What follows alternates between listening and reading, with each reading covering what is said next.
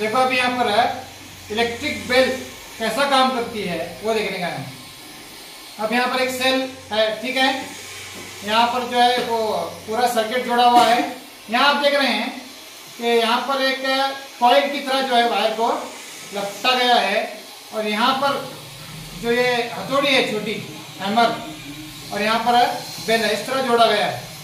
अब जब current pass होता है तो ये जो कॉइल है, कॉइल वो मैग्नेटिस की तरह काम करती है। किसकी तरह काम करती है? मैग्नेटिस। जब ये मैग्नेटिस की तरह काम करना शुरू करती है तो इसके करीब मौजूद जो हथौड़ी है हैमर वो उसकी तरफ खींची चली जाती है, जिसकी वजह से जो है जैसी वो खींची चली जाती है वो जाकर बेल को टकराती है।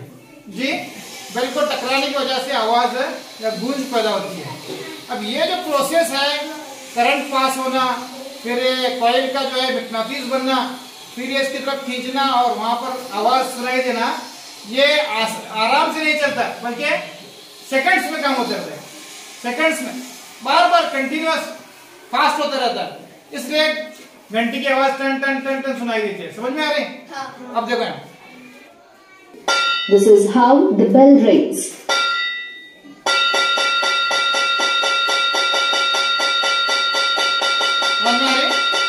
तो इस तरह इलेक्ट्रोमैग्नेटिक इफेक्ट की वजह से ही काम करती है इलेक्ट्रिक बेल।